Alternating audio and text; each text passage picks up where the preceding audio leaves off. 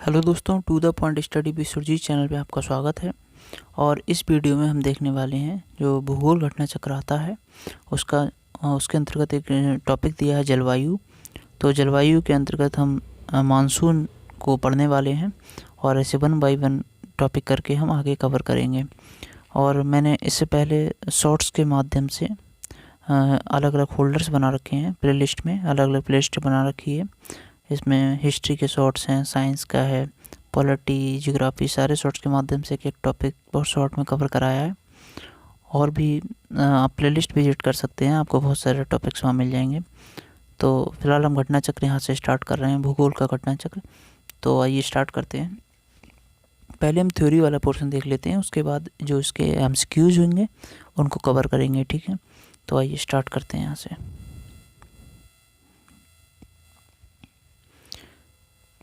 ये मानसून दिया है। तो मानसून शब्द की उत्पत्ति अरबी भाषा के मौसम शब्द से हुई है। मानसून शब्द की उत्पत्ति जो हुई है वो अरबी भाषा के मौसम शब्द से हुई है, जिसका तात्पर्य है मौसम या ऋतु, ठीक है। उससे इसका तात्पर्य है ऋतु से। परंपरागत रूप से मानसून का संबंध मौसमी हवाओं में परिवर्तन से है। जब हम मानसून की बात करते हैं तो हमारे दिमाग में एक इमेज बन के आती है कि तेज़ बारिश हो रही होगी। तो ऐसा नहीं है कि परंपरागत रूप से अगर देखा जाए तो मानसून का संबंध यही है कि मौसमी हवाएं बदल जाती हैं और जिसके माध्यम से दक्षिण एवं दक्षिण पूर्व एशिया के देशों में वर्षा होती है, ठीक है। तो जिसके माध्यम से क्या होता है, दक्षिण एवं दक्षिण पूर्व एशिया के देशों में वर्षा होती है। और भारत में कुल वर्षा का अधिकांश 75% से अधिक वर्षा दक्षिण पश्चिमी यानी साउथ वेस्ट मानसून से होती है। तो हमारे भारत में जो वर्षा होती है उसका 75% से अधिक वर्षा जो है वो दक्षिण पश्चिमी मानसून से होती है। भारत में बात करें तो इसकी सक्रियता जून से सितंबर तक रहती है। दक्षिण पश्चिमी मानसून का प्रारंभ भारत के केरल राज्य से शुरू होता है। भारतीय कृषि का अधिकांश भाग अभी भी वर्षा पर निर्भर है। अगर भारतीय कृषि की बात करें तो इसका अधिकांश भाग जो है वो अभी भी वर्षा पर ही निर्भर है, ठीक है। इसीलिए हमारी जो भारत की कृषि है उसको मानसूनी कृषि भी कहा जाता है। अतः मानसून का समय आने पर कृषि के लिए अच्छा माना जाता है। भारत एक उष्ण मानसून जलवायु वाला देश है। इम्पोर्टेंट है ये, भारत जो है एक उष्ण मानसूनी जलवायु वाला देश है। हालांकि भारत उष्ण एवं उपोष्ण दोनों कटिबंधों में स्थित है। भारत जो है उष्ण और उपोष्ण दोनों कटिबंधों में स्थित है, फिर भी भारत को एक उष्ण मानसूनी जलवायु वाला देश माना जाता है, ठीक है। तो ये मैप है, हालांकि इसमें कुछ इतना दिख नहीं रहा है। तो इसमें यही दिखाया गया है कि किस तरह से मानसून स्टार्ट होता है केरल के तट से और उसके बाद ठीक 15 दिन बाद ये दिल्ली तक पहुंच जाता है, ठीक है। तो नेक्स्ट देखेंगे भारतीय मानसून की उत्पत्ति कैसे होती है। तो भारतीय मानसून की उत्पत्ति, मानसून की प्रारंभिक अवस्था को पहले देख लेंगे हम। मानसून की उत्पत्ति का मुख्य कारण जलीय तथा स्थलीय भाग का भिन्न भिन्न दर एवं मात्रा में गर्म होना है, ठीक है। जब मानसून की उत्पत्ति कैसे होती है, जलीय और स्थल जो भाग है, जब समुद्र और स्थल का जो भाग है, जब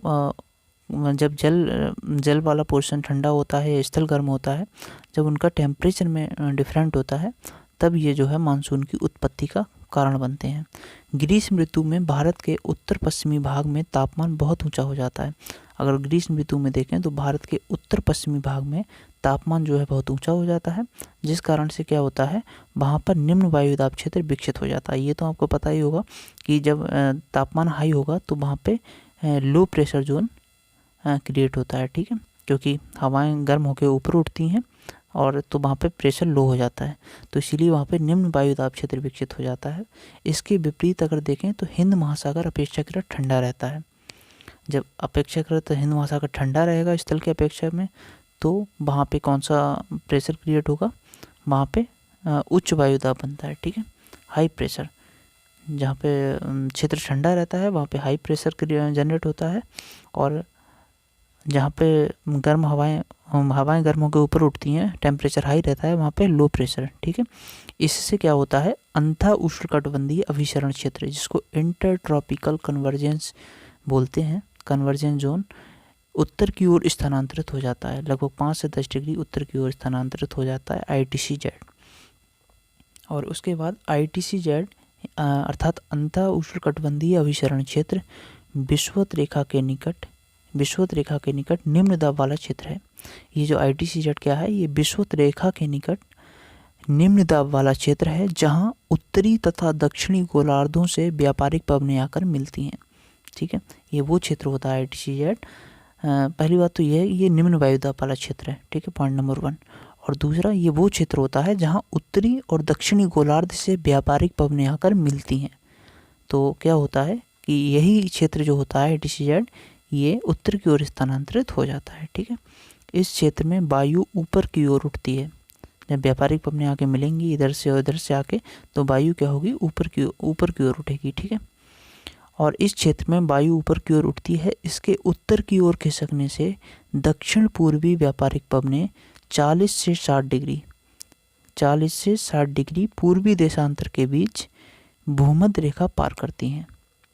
जब ये उत्तर की ओर खिसकता है तो दक्षिण पूर्वी व्यापारिक पवनें 40 डिग्री से 60 डिग्री पूर्वी देशांतर के बीच भूमध्य रेखा पार करती हैं और दिशा परिवर्तन के बाद ये दक्षिण पश्चिमी मानसून के रूप में भारत में प्रवेश करती हैं। और जब ये अपनी दिशा परिवर्तित करती हैं तो दक्षिण पश्चिमी मानसून के रूप में भारत में प्रवेश करती हैं। अंत उष्ण अभिसरण क्षेत्र जो होता है ITCZ, इसकी स्थिति में परिवर्तन का संबंध हिमालय के दक्षिण भाग में पश्चिमी जेट प्रवाह द्वारा अपनी स्थिति से प्रत्यावर्तन यानी अल्टरेशन से भी है। यानी ITCZ जो है इसको पश्चिमी जेट प्रवाह से भी जोड़ के देखा जाता है। ठीक है, और पश्चिमी जेट प्रवाह का प्रभाव कहाँ पे होता है, हिमालय के दक्षिणी भाग में। नेक्स्ट देखेंगे पूर्वी जेट प्रवाह की उत्पत्ति हिमालय तथा तिब्बत के उच्च स्थलों के ग्रीष्म तापन यानी समर हीटिंग से होती है। इन उच्च स्थलों में हुए विकिरण से क्षोभ मंडल में वायु का दक्षिणावर्ती परिसंचरण यानी क्लॉकवाइज जो सर्कुलेशन है वो आरंभ हो जाता है और वायु राशि 2 दिशाओं में चलने लगती है। ठीक है, इन धाराओं में एक भूमध्य रेखा की ओर बहने लगती है जिसे कहते हैं पूर्वी जेट प्रवाह। ठीक है, जो भूमध्य रेखा वाली धारा है उसको कहते हैं पूर्वी जेट प्रवाह। और पश्चिमी जेट प्रवाह किसे कहते हैं, जैसे ये मान लो ये भूमध्य रेखा है और यहाँ से दो वायु राशियाँ स्टार्ट हुई, तो जो भूमध्य रेखा की ओर जा रही है उसको कहेंगे पूर्वी जेट प्रवाह, और जो भारत की ओर चल के आ गई हिमालय की ओर उसको कहेंगे हम पश्चिमी जेट प्रवाह। तो पश्चिमी जेट प्रवाह क्या होता है, ग्रीष्म ऋतु में भी मध्य एशिया के ऊपर बहती है। ये मध्य एशिया के ऊपर बहती है ग्रीष्म ऋतु में भी। ठीक है, और भारतीय जलवायु पर हिमालय एवं तिब्बत का बहुत गहरा प्रभाव पड़ता है। अगर हम भारतीय जलवायु की बात करें तो भारतीय जलवायु पर हिमालय एवं तिब्बत का बहुत गहरा प्रभाव पड़ता है। भारत में मानसून पवनों की उत्पत्ति हिमालय एवं मध्य एशिया के ग्रीष्म तापन तथा भूमध्य रेखीय द्रोणी के ऊपर की ओर स्थानांतरण के संयुक्त प्रभाव का परिणाम है।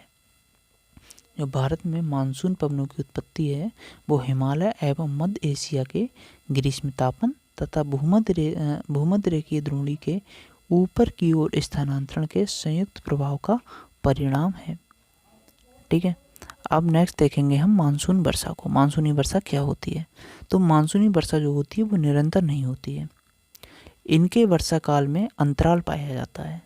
भारत के उत्तरी मैदान में बंगाल की खाड़ी से उत्पन्न होने वाले उष्णकटिबंधीय चक्रवात वर्षा करते हैं। जो उष्णकटिबंधीय चक्रवात बंगाल की खाड़ी में उत्पन्न होते हैं वो भारत के उत्तरी मैदानों में चक्रवातीय वर्षा करते हैं। ठीक है, मानसूनी वर्षा करते हैं। जबकि पश्चिमी तट में अगर देखें तो पश्चिमी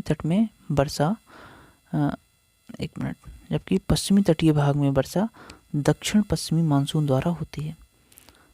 ये तो पहले हमने देखा कि उष्णकटिबंधीय चक्रवातों के द्वारा वर्षा कहाँ होती है, बंगाल की खाड़ी से उत्पन्न होते हैं, भारत के उत्तरी मैदानों में वर्षा होती है। जबकि हम अगर पश्चिमी तटीय भाग में देखेंगे तो वर्षा किससे होती है, दक्षिणी पश्चिमी मानसून से। भारत के पश्चिमी तट पर वर्षा की गहनता समुद्र तट से दूर घटने वाली मौसमी दशाओं तथा पूर्वी अफ्रीका के तट के साथ भूमध्य रेखीय जेट प्रवाह की स्थिति पर निर्भर करती है। भारत का जो पश्चिमी तट पर वर्षा की अगर गहनता देखेंगे, कितनी वर्षा भारत के पश्चिमी तट पे हो रही है, तो समुद्र तट से जब हम दूर हटेंगे, ठीक है, तो घटने वाली जो मौसमी दशाएं होती हैं तथा पूर्वी अफ्रीका का जो तट है उस तट के साथ भूमध्य रेखीय जेट प्रवाह की स्थिति पे ये दक्षिण पश्चिमी मानसूनी वर्षा डिपेंड करती है, या पश्चिमी घाट की जो वर्षा है वो उस पर डिपेंड करती है। नेक्स्ट देखेंगे, बंगाल की खाड़ी में उठने वाली उष्णकटिबंधीय चक्रवातों की संख्या तथा उनका मार्ग ITCZ की स्थिति पर निर्भर करता है। ITCZ की स्थिति पर निर्भर करते हैं। इस मानसून द्रोणी या मानसून थ्रो, इसे क्या कहते हैं, मानसून द्रोणी कहते हैं। अब मानसून में विच्छेद देखेंगे, ब्रेक इन मानसून, ठीक है, इसको पढ़ते हैं। जब मानसून पवने 2 सप्ताह या इससे अधिक अवधि के लिए वर्षा करने में असफल रहती है, जब मानसून पवने आ जाएं लेकिन 2 सप्ताह या उससे अधिक के लिए मतलब वर्षा नहीं कर पाएँ, तो वर्षा काल में शुष्क दौर आ जाता है। इससे मानसून का विच्छेद कहते हैं, इसे मानसून का विच्छेद कहा जाता है।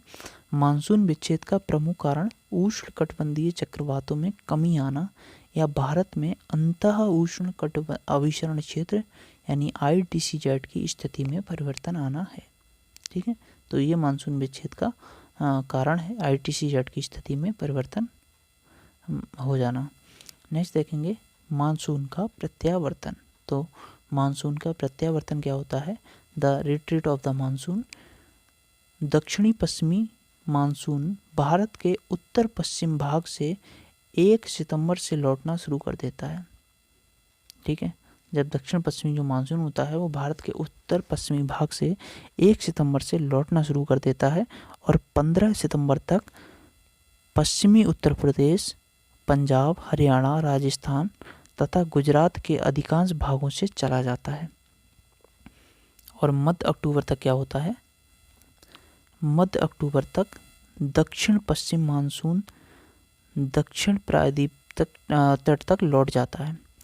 लौटती हुई पवनें बंगाल की खाड़ी से जलवाष्प ग्रहण कर लेती हैं और उत्तर पूर्वी मानसून के रूप में तमिलनाडु पहुंचकर वहाँ पर वर्षा करती हैं। जब ये इधर ऐसे समझेंगे इसे कि जब ये मानसून लौट रहा होता है, ठीक है, तब ये यहाँ पे बंगाल की खाड़ी है और यहाँ से ये मध्य गंगा मैदानों से लौट के इधर से आ रहा है यूपी वगैरह से, और बंगाल और इधर बंगाल की खाड़ी में जब एंटर किया तो यहाँ से क्या होता है, ये जल यहाँ से जलवाष्प ग्रहण करता है और फिर जब तमिलनाडु में यहाँ पे तमिलनाडु में एंटर करता है तब वहाँ पे ये पहुँचकर वर्षा कराता है, ठीक है। तो ये हमने थ्योरी देख ली कंप्लीट मानसून की, जो जलवायु के अंतर्गत मानसून टॉपिक था उसकी। अब इससे संबंधित हम क्वेश्चंस को देख लेंगे, ठीक है। जो भी महत्वपूर्ण क्वेश्चंस हैं इसमें दिए हुए उसको हम कवर कर लेंगे अच्छे से। आइए स्टार्ट करते हैं। मानसून शब्द की व्युत्पत्ति किससे हुई है? तो ये हमने पढ़ा था थ्योरी में, अरबी भाषा से हुई है, ठीक है। मानसून शब्द की उत्पत्ति भारत के मौसम शब्द से हुई है जिसे तात्पर्य है ऋतु, ठीक है, ऋतु से तात्पर्य है इसका। नेक्स्ट देखेंगे, भारत मूलतः एक मानसून देश है। कथन है ये दिया हुआ कि भारत जो है वो मूलतः एक मानसूनी देश है। कारण क्या दिया है? रीजन, उच्च हिमालय उसे जलवायु संबंधी विशेषता प्रदान करता है, ठीक है। तो ये समझना है। तो हाँ, भारतीय मूलतः एक मानसूनी देश है, ये भी सही है। और उच्च हिमालय जो है उसे जलवायु संबंधी विशेषता भी प्रदान करता है, तो ये भी सही है, ठीक है। तो इसका राइट आंसर हो गया ए, यानी ए और आर दोनों सही हैं और आर ए की सही स्पष्टीकरण करता है, तो राइट ऑप्शन हो गया इसका ए। इसमें जो बॉक्स बना के जानकारी दी गई है इन्फॉर्मेशन एक्स्ट्रा, वही है, उसी के बारे में डिटेलिंग है, तो उसको भी देख लेते हैं, काफ़ी महत्वपूर्ण होती है ये। तो ये है कि भारत मूलतः मानसूनी देश है। यहाँ की जलवायु में मानसूनी जलवायु की लगभग सभी विशेषताएं पाई जाती हैं, अतः कथन ये सही हो गया। और हिमालय पर्वत भारतीय जलवायु को इस मायने में विशेषता प्रदान करता है क्योंकि ये मानसूनी हवाओं के लिए भौतिक अवरोध उत्पन्न करता है, जिसके फलस्वरूप भारत में मानसूनी हवाओं का पूर्णतः प्रसार संभव हो पाता है और मानसून की भरपूर वर्षा हो पाती है। साथ ही ये मध्य एशिया से आने वाली जो शीत हवाएं होती हैं उनको रोककर भारत की पूरी तरह से रक्षा भी करता है। इस प्रकार ये 2 भिन्न जलवायु वाले भागों को पृथक करता है। क्वेश्चन नंबर 3 देखेंगे। क्वेश्चन नंबर 3 क्या है कि नीचे दिए हुए भारत के मानचित्र पर ध्यान दिए। एक भारत का मानचित्र बना हुआ है, उस हम बोल रहे हैं कि उस पर ध्यान दीजिए और दिए गए निर्देशों के साथ मानचित्र को देखकर बताएं कि वह किसके वितरण के संदर्भ में है। तो हम आइए मानचित्र देख लेते हैं। ये मानचित्र दिया हुआ है यहाँ पे, ये समझिए आप कि किसके वितरण से संबंधित है। तो इसमें टेम्परेचर के बारे में बात की गई है। ये जो जोन दिए गए हैं, ठीक है, हाँ 3 और ये 4 2 ये दिया गया है। तो ये इसका राइट ऑप्शन है मध्य ताप। तो उपयुक्त मानचित्र को देखने से ये स्पष्ट हो रहा है कि उपयुक्त रेखाएं समताप रेखाएं हैं, अर्थात मानचित्र मध्य ताप को दिखा रहा है। ISPR 1994 में ये क्वेश्चन आया था। नेक्स्ट देखेंगे क्वेश्चन नंबर 4। क्वेश्चन नंबर 4 है दिए गए प्रत्येक प्रश्न में अभिकथन या दावा ये दे रखा है और रीजन दे रखा है उसका। तो आइए देखते हैं। कथन दे रखा है भारत की जलवायु उष्णकटिबंधीय मानसून की तरह है। और नेक्स्ट है रीजन क्या दे रखा है, भारतीय उष्णकटिबंधीय अक्षांशों के बीचों बीच अवस्थित है। ठीक है, तो इसका कथन भी सही है और कारण भी सही है। सॉरी, कारण गलत है क्योंकि भारत जो है उष्णकटिबंधीय अक्षांशों के बीच अवस्थित, बीचों बीच अवस्थित नहीं है। ठीक है, एकदम इन्होंने जो बीचों बीच बोल दिया है तो वो एकदम एग्जैक्ट लोकेशन को नहीं बता रहा है, मतलब बोल रहा है कि बीचों बीच है, ऐसा नहीं है। तो इसका यदि ऑप्शन बी सही है, ए सही है एवं आर गलत है। भारत एक उष्णकटिबंधीय मानसून जलवायु वाला देश है। भारत उष्णकटिबंधीय अक्षांशों यानी 23 डिग्री 30 मिनट उत्तरी से 23 डिग्री 30 मिनट दक्षिणी अक्षांशों के बीच अवस्थित नहीं है, बल्कि इसके मुख्य भूमि का विस्तार 8 डिग्री 4 मिनट से 37 डिग्री 6 मिनट उत्तरी अक्षांशों के मध्य है। तो वही बोल रहे थे, ये कह रहे थे बीचों बीच है, जबकि बीचों बीच ना होकर इसकी लोकेशन 8 डिग्री 4 मिनट से लेकर 37 डिग्री 6 मिनट तक है। नेक्स्ट देखते हैं क्वेश्चन नंबर 5। भारत के किस राज्य में मानसून का आगमन सबसे पहले होता है? तो इसका ये केरल में होता है। ठीक है, कहाँ पे होता है? ऑप्शन डी सही होगा इसका, केरल में। तो दक्षिण पश्चिमी मानसून का केरल राज्य से शुरू होता है प्रारंभ, और भारतीय कृषि का अधिकांश भाग अभी भी वर्षा पर ही निर्भर है। क्वेश्चन नंबर 6 है भारत में ग्रीष्मकालीन मानसून के प्रवाह की सामान्य दिशा है। तो ये दक्षिण पश्चिम से उत्तर पूर्व। ठीक है, इस तरह से दक्षिण पश्चिम से उत्तर पूर्व। नेक्स्ट देखेंगे भारत में ग्रीष्मकालीन मानसून के प्रवाह की मानसून प्रवाह की सामान्य दिशा दक्षिण पश्चिम से उत्तर पूर्व की ओर होती है। शीतकाल में इसकी दिशा उत्तर पूर्व से दक्षिण पश्चिम की ओर हो जाती है। ठीक है, और भारत में अधिकांश वर्षा दक्षिणी पश्चिमी मानसून से ही प्राप्त होती है। नेक्स्ट देखेंगे क्वेश्चन नंबर 7। क्वेश्चन नंबर 7 है भारत में मानसून की उत्पत्ति निम्नलिखित पवनों में से किसके द्वारा होती है? तो ये दक्षिण पश्चिम पवन के द्वारा होती है। ये सारे क्वेश्चन जो घटना चक्र में होते हैं ये प्रीवियस आए हुए क्वेश्चंस होते हैं, प्रीवियस ईयर्स में, BCS में या फिर RO या फिर UPSC वगैरह में आए हुए क्वेश्चंस होते हैं। और इनकी जो डिटेलिंग होती है दी हुई इसकी थ्योरी, ये काफ़ी महत्वपूर्ण होती है। क्वेश्चन रिपीट होते हैं यहाँ से, BCS में तो होते ही हैं। ठीक है, तो भारतीय उपमहाद्वीप पर ग्रीष्म ऋतु में उच्च ताप और निम्न दाब हिंद महासागर से वायु का कर्षण करते हैं, कर्षण में ड्रॉ करते हैं, जिसके कारण प्रवाहित होती है।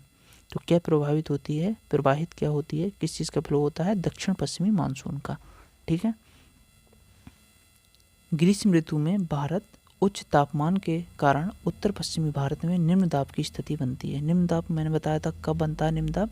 जब टेम्परेचर हाई होता है। ठीक है, तो उत्तर पश्चिमी भारत में क्या होता है?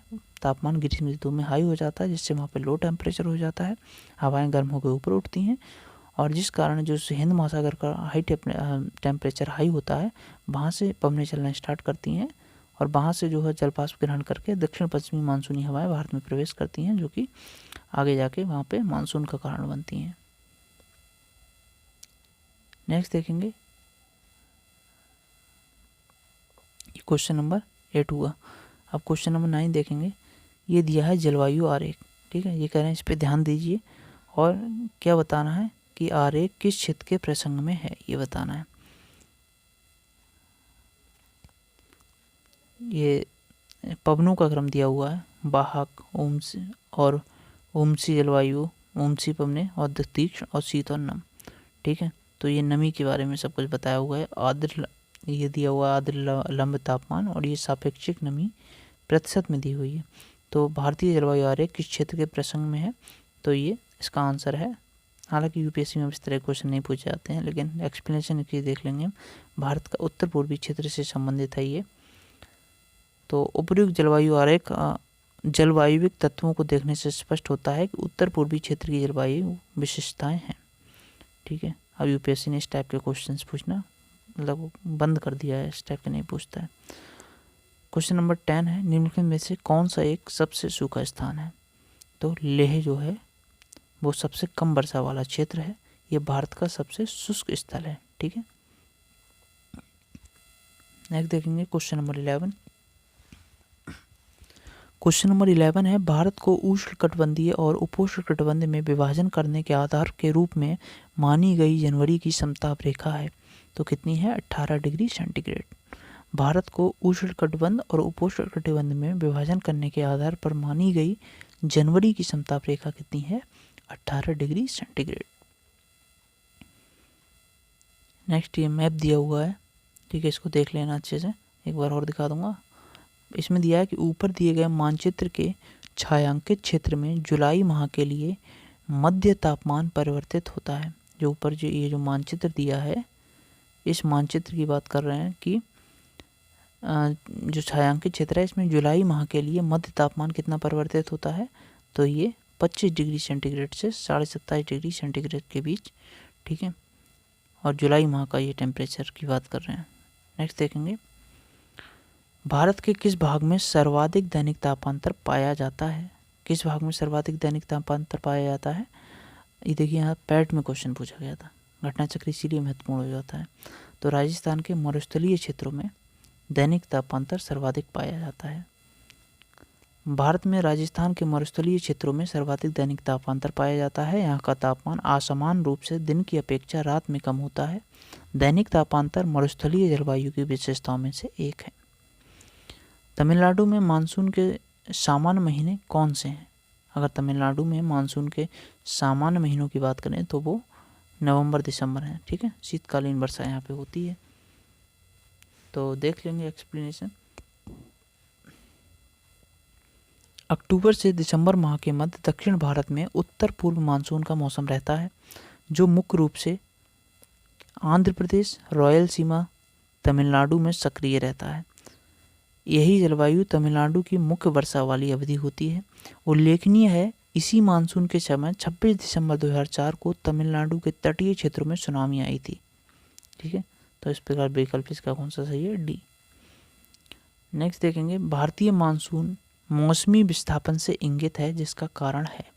तो इसका कारण क्या है? इसका कारण है स्थल तथा समुद्र का विभेदी तापन। ठीक है, मैंने बताया था जब स्थल का टेम्परेचर हाई होता है, लो होता है, और मतलब टेम्परेचर हाई होता है, प्रेशर लो होता है, और जबकि हिंद महासागर का टेम्परेचर लो होता है और जबकि वहाँ पे हाई प्रेशर क्रिएट होता है, तब ये जो है समुद्र का विभेदी स्थल तथा समुद्र के विभेदी तापन के कारण मानसूनी स्थितियाँ उत्पन्न होती हैं। ठीक है, इसकी एक्सप्लेनेशन दी है अच्छी खासी, वो देख लेते हैं। भारतीय मानसून मौसमी विस्थापन वाला है, जिसकी दिशा 6 माह तक जाड़े में उत्तर पूर्व से दक्षिण पश्चिम तथा शेष 6 माह तक ग्रीष्म में दक्षिण पश्चिम से उत्तर पूर्व रहती है। इन मानसूनी हवाओं की उत्पत्ति तापक्रम में भिन्नता के कारण होती है या अन्य किसी कारण से इस पर पर्याप्त मतभेद हैं। इसके लिए 2 संकल्पनाओं का प्रतिपादन किया गया है। 2 संकल्पनाएं हैं, पहली है तापीय संकल्पना। कौन सी? तापीय संकल्पना, और दूसरी नवीन संकल्पना है। तो पहले हम तापीय संकल्पना को देखेंगे। तापीय संकल्पना अर्थात मानसून की उत्पत्ति स्थल एवं जल के असमान संगठन तथा उनके गर्म एवं ठंडा होने के विरोधी स्वभाव के कारण होती है, अर्थात इस पर सूर्य के उत्तरायण एवं दक्षिणायन होने का पर्याप्त प्रभाव है। ठीक है, और नवीन संकल्पना कौन सी है? इसके अनुसार मानसूनी हवाओं की उत्पत्ति वायुदाब और हवाओं की पेटियों के खिसकाव के कारण होती है। इस संकल्पना का पहली बार प्रतिपादन फ्लोन नामक विद्वान ने किया था। तो नवीन संकल्पना फ्लोन लेके आए थे, और ये संकल्पना ये है कि मानसूनी जो हवाओं की उत्पत्ति होती है वो वायुदाब और हवाओं की जो पेटियां हैं इनके खिसकाव के कारण होती है। नेक्स्ट देखेंगे क्वेश्चन नंबर 16। क्वेश्चन नंबर 16 है, दक्षिण भारत से उत्तर भारत की ओर मानसून की अवधि घटती है। दक्षिण भारत से अगर हम उत्तर भारत की ओर बढ़ते हैं तो मानसून की अवधि घटती है। नेक्स्ट है दूसरा है, उत्तरी भारत के मैदानों में वार्षिक वृष्टि की मात्रा पूर्व से पश्चिम की ओर घटती है। और जब पूर्व से पश्चिम की ओर आते हैं, इस तरह से पूर्व से पश्चिम की ओर बंगाल की खाड़ी वाली जो बारिश होती है, वो कह रहे हैं पूर्व से पश्चिम की ओर घटती है। तो देखिए दोनों कथन सही हैं, ठीक है। तो इसका राइट ऑप्शन सी है, एक और दोनों सही हैं। तो बॉक्स वाली महत्वपूर्ण जानकारी देख लेते हैं। दक्षिण भारत की अपेक्षा उत्तर भारत में मानसून की अवधि कम होती है। ये कहना चाह रहे हैं कि जो दक्षिण भारत में वर्षा होती है, उत्तर भारत में अपेक्षाकृत कम रहती है। दक्षिण भारत में मानसून जून के प्रथम सप्ताह में प्रवेश करता है, जबकि उत्तर भारत में प्रवेश करने में दक्षिण की अपेक्षा अधिक समय लग जाता है। इसी प्रकार वापसी में भी मानसून हवाएं दक्षिण भारत की अपेक्षा उत्तर भारत से जल्दी पलायन कर जाती हैं। उत्तर भारत के मैदानों में वार्षिक वृष्टि की मात्रा पूर्व से पश्चिम की ओर घटती है। नेक्स्ट देखेंगे क्वेश्चन नंबर 17। क्वेश्चन नंबर 17 है, भारतीय मानसून का पूर्वानुमान करते समय कभी कभी समाचारों में उल्लिखित इंडियन ओशन डाइपोल के संदर्भ में निम्नलिखित कथनों में से कौन से सही हैं। तो इंडियन ओशन डाइपोल की बात हो रही है, यहाँ पे बताना है कौन सा सही है। स्टेटमेंट 1 पढ़ेंगे पहले हम, क्या है। इंडियन ओशन डाइपोल परिघटना उष्णकटिबंधीय पश्चिमी हिंद महासागर एवं उष्णकटिबंधीय पूर्वी प्रशांत महासागर के बीच सागर पृष्ठ तापमान के अंतर से विशेषित होती है। और इंडियन ओशन डाइपोल परिघटना मानसून पर एल नीनो के असर को प्रभावित कर सकती है, ठीक है। तो बिल्कुल प्रभावित कर सकती है। इसका राइट ऑप्शन है सी, 1 और 2 दोनों। तो महत्वपूर्ण जानकारी हम पढ़ेंगे। इंडियन ओशन डाइपोल को इंडियन नीनो यानी भारतीय नीनो के नाम से जाना जाता है, ठीक है। महत्वपूर्ण टर्म है। स्टेटमेंट बन के ये भी पूछा जा सकता है कि इंडियन ओशन डाइपोल को भारतीय नीनो के नाम से जाना जाता है, सत्य कथन है। ये समुद्री सतह के तापमान के अनियमित दोलन का परिणाम है। जब समुद्री सतह का तापमान अनियमित रहता है, इसका परिणाम है ये भारतीय नीनो, जिसमें पश्चिमी हिंद महासागर का तापमान प्रकारांतरण पूर्वी हिंद महासागर की अपेक्षा गर्म एवं ठंडा हो जाता है, ठीक है। इसमें क्या होता है, पश्चिमी हिंद महासागर का तापमान पूर्वी हिंद महासागर की अपेक्षा गर्म एवं ठंडा हो जाता है। अतः कथन एक गलत है। ये परिघटना मानसून पर एल नीनो के असर को प्रभावित कर सकती है। इस प्रकार कथन 2 सही है। तो इसका राइट ऑप्शन कौन सा हुआ, बी, ठीक है। पहला वाला ऑप्शन इसका गलत था, दूसरा वाला सही था, तो इसका राइट ऑप्शन हो गया बी। नेक्स्ट देखेंगे क्वेश्चन नंबर 18। अमृतसर एवं शिमला लगभग एक ही अक्षांश पर स्थित हैं, परंतु उनकी जलवायु में भिन्नता का क्या कारण है, ये बताना है। तो इसकी मतलब ऊंचाई इसकी भिन्नता में कारण है। शिमला अधिक ऊंचाई पे है, इसीलिए इसकी जलवायु में भिन्नता होती है। तो अमृतसर और शिमला एक ही अक्षांश पे हैं, परंतु इसकी जलवायु में भिन्नता का कारण क्या है, ऊंचाई। समुद्र तल से अमृतसर की ऊंचाई देखेंगे तो 175 से 200 मीटर है, जबकि शिमला की ज़्यादा है। और क्षोभ मंडल में ऊंचाई बढ़ने के साथ तापमान में गिरावट आती है, ये इसका कॉन्सेप्ट है। नेक्स्ट देखेंगे, कौन सी एक प्रकार की जलवायु का छत्तीसगढ़ राज्य में फैलाव पाया जाता है। तो आर्द्र दक्षिण पूर्व जो जलवायु है, इसका छत्तीसगढ़ में फैलाव ज़्यादा पाया जाता है। CGPCS प्री 2011 में पूछा गया ये। तो भारत में विस्तृत विभिन्न जलवायु क्षेत्रों में आर्द्र दक्षिण पूर्व के अंतर्गत पश्चिम बंगाल, छोटा नागपुर, ओडिशा पठार, जो ओडिशा पठार है, दक्षिण छत्तीसगढ़ और उत्तर पूर्वी आंध्र प्रदेश सम्मिलित हैं इसमें। और उपार्द्र संक्रमणीय के अंतर्गत मध्य गंगा मैदान, ये तो आर्द्र दक्षिण पूर्व की बात कर रहे थे हम, ठीक है, ओडिशा, छोटा नागपुर, पश्चिम बंगाल। जबकि उपार्द्र संक्रमणीय के अंतर्गत देखेंगे तो मध्य गंगा मैदान, पूर्वी उत्तर प्रदेश और पश्चिमी बिहार का भाग आता है। उपार्द्र तटीय के अंतर्गत कोरोमंडल तट का भी क्षेत्र आता है। उपार्द्र महाद्वीपीय जलवायु क्षेत्र का विस्तार ऊपरी गंगा मैदान में है। नेक्स्ट देखेंगे क्वेश्चन नंबर 20 है, क्या है कि कौन सा क्षेत्र मानसून की अरब सागर शाखा से अधिक प्रभावित नहीं होता है। तो छत्तीसगढ़ बेसिन, ठीक है, छत्तीसगढ़ बेसिन अरब सागर की शाखा से प्रभावित नहीं होता, जबकि आप देख रहे हैं कि पश्चिमी घाट में तो सबसे पहले मानसून आता ही है और दक्षिण पठार और मध्य प्रदेश ये तीनों प्रभावित होते हैं। नेक्स्ट देखेंगे क्वेश्चन नंबर 21।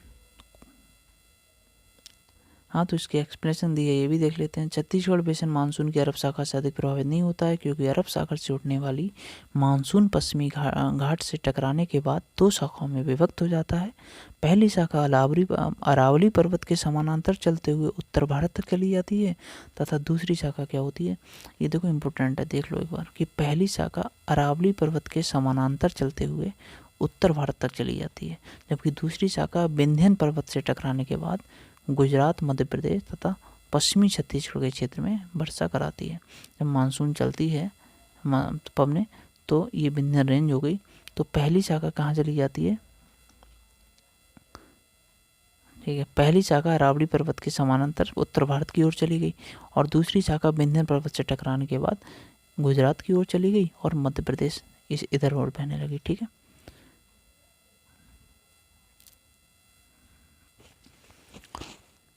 अतः स्पष्ट है कि छत्तीसगढ़ बेसिन अरब सागर मानसून से अधिक प्रभावित नहीं होता है। नेक्स्ट देखेंगे क्वेश्चन नंबर 21। निम्नलिखित स्थानों में से कहाँ पर आर्द्र जलवायु का अनुभव होता है? तो आर्द्र जलवायु का अनुभव कहाँ पे होता है?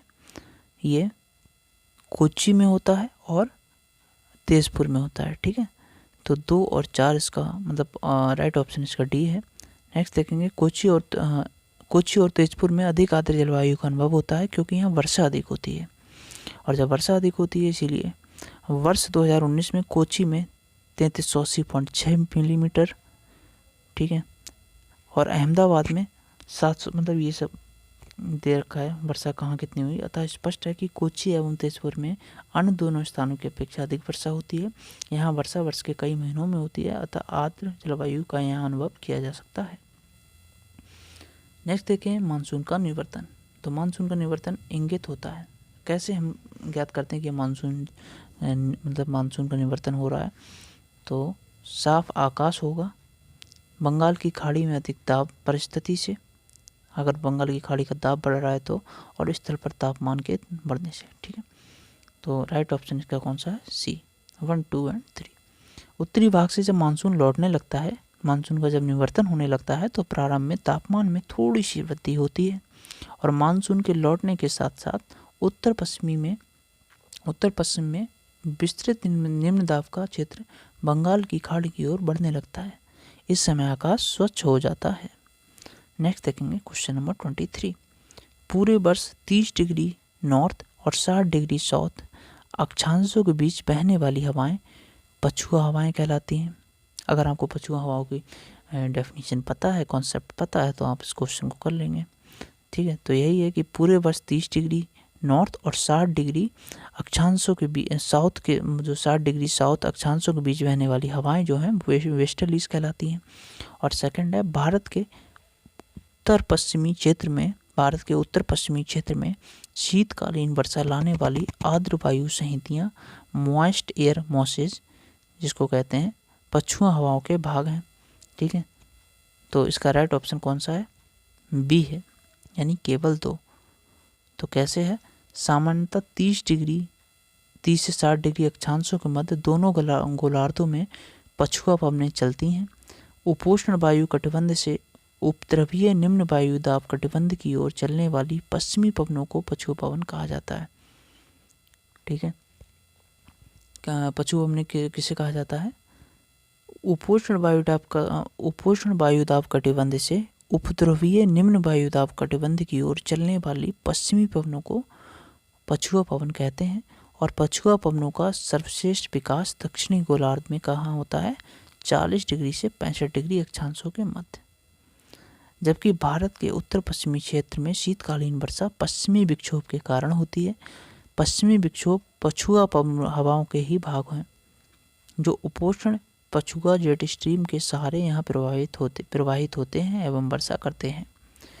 नेक्स्ट आया ITCZ से संबंधित है। इंटरट्रॉपिकल कन्वर्जेंस जोन एक निम्न वायुदाब पेटी है। ये कहाँ स्थित है?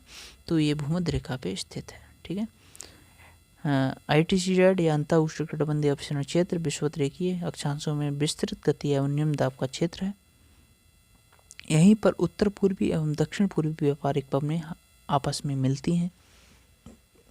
ये अभिसरण क्षेत्र विषुवत या भूमध्य रेखा के लगभग समांतर होता है, लेकिन सूर्य की आभासी गति के साथ साथ ये उत्तर तथा दक्षिण की ओर खिसकता है, अतः विकल्प डी भूमध्य रेखा पर सही उत्तर है। नेक्स्ट देखेंगे, राजस्थान में मई जून महीने में होने वाली धूल भरी आंधियों के लिए उत्तरदायी है। तो राजस्थान में जो मई जून के महीने में धूल भरी आंधियाँ होती हैं, इनके लिए क्या उत्तरदायी है? कुछ स्थानों पर संवहनीय धाराओं की उत्पत्ति। ठीक है, कुछ स्थानों पर संवहनीय धाराओं की उत्पत्ति, ये उत्तरदायी है, यानी ऑप्शन डी होगा इसका केवल एक सही है। मई जून माह में पश्चिम की तरफ से गर्म हवाएं चलती हैं, जिसे लू कहा जाता है, और इस लू के कारण यहाँ निम्न वायुदाब का क्षेत्र बन जाता है। इस निम्न वायुदाब की पूर्ति हेतु उच्च वायुदाब वाले क्षेत्र से तेजी से हवा उठकर आती हैं, जो अपने साथ लू भरी आंधियाँ लाती हैं। अतः कुछ स्थानों पर संवहनीय धाराओं की उत्पत्ति राजस्थान में मई जून माह में उत्पन्न होने वाली धूल भरी आंधियों के लिए उत्तरदायी है। नेक्स्ट देखेंगे क्वेश्चन नंबर, यहाँ पे छूट गया ये, अरावली पर्वत श्रेणियाँ दक्षिण पश्चिमी मानसून हवाओं के चलने की दिशा के अनुरूप होने के कारण मार्ग में बाधक नहीं बन पाती, अतः मानसून पवन सीधी निकल जाती है। नेक्स्ट देखेंगे क्वेश्चन नंबर 26। क्वेश्चन नंबर 26 है कि निम्न ऋतुओं को भारतीय कैलेंडर के अनुसार काल क्रम अनुसार व्यवस्थित कीजिए। ऐसे भी क्वेश्चन पूछे जाते हैं एग्जाम में, देखिए आप। तो ये एग्जाम यूपी ROR में पूछा गया है क्वेश्चन। इसमें पहले वसंत आता है, फिर ग्रीष्म ऋतु आती है, फिर वर्षा ऋतु आती है और फिर शरद ऋतु आती है। तो ऑप्शन बी। नेक्स्ट, NCERT के अनुसार भारतीय परंपरा के अनुसार वर्ष को द्विमासिक 6 ऋतुओं में बांटा जाता है। ये इस प्रकार हैं, वसंत यानी चैत वैशाख, और ग्रीष्म यानी जेठ आषाढ़, वर्षा यानी श्रावण भाद्र। ठीक है, तो ऐसे याद रखो। वर्षा को इसके ऊपर गाना भी बना हुआ है एक, तेरे नैना सावन भादों, तो श्रावण और भाद्र, इस तरह से याद रखो। और शरद आश्विन कार्तिक, हेमंत मार्गशीर्ष पौष, और शिशिर माघ फागुन। ठीक है, नेक्स्ट देखेंगे। नेक्स्ट ये देखो, ये मानसून जो टॉपिक था आपका जलवायु के अंतर्गत घटना चक्र में दिया हुआ, वो कवर हो गया है। और नेक्स्ट हम वर्षा को देखने वाले हैं। नेक्स्ट टॉपिक हमारा होगा वर्षा। तो 3 पार्ट में इन्होंने जलवायु को डिवाइड किया है। ये हमारा दूसरा पार्ट हम अगली वीडियो में देखेंगे। तो अगर आपको वीडियो अच्छा लगे तो इसको लाइक करें, कमेंट करके बताएं, और चैनल को सब्सक्राइब करें। Bye bye, take care.